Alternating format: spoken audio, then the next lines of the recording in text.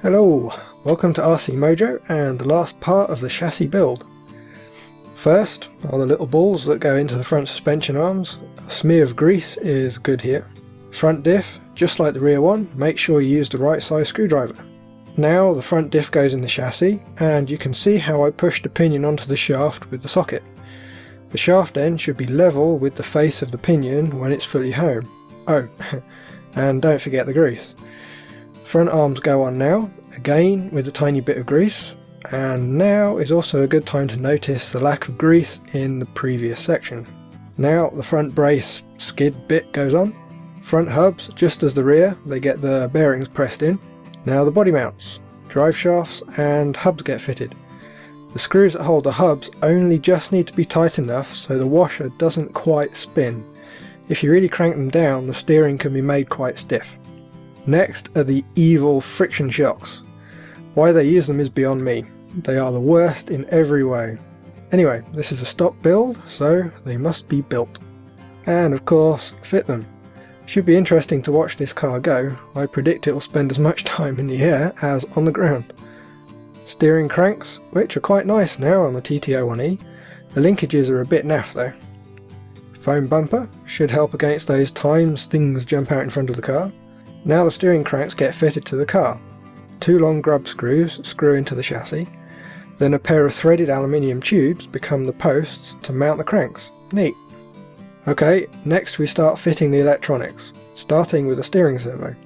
Once it's centred, the linkages go on, which are still pretty sloppy, so the E hasn't helped much there. Now the interesting part, the ESC.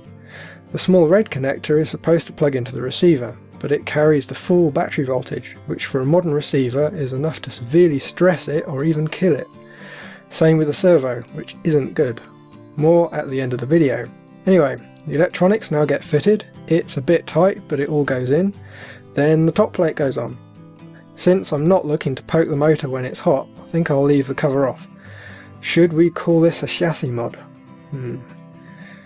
Tyres on the wheels. No included foam, so I won't glue them yet. Next, the last of the bearings go on, as well as the drive pins, hexes and the wheels. Battery in, antenna tube trimmed and fitted. Must be time to test it all works.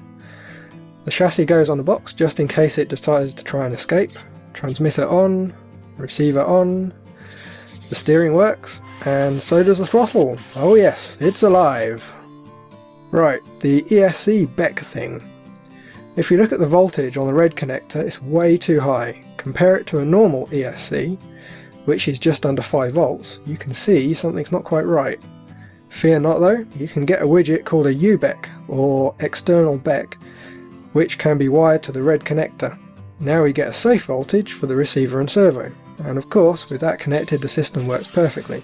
Oh, and this is a Team Lossy XX buggy. It's nearly 20 years old. Its 27 megs receiver has a BEC. Almost anything more modern does not.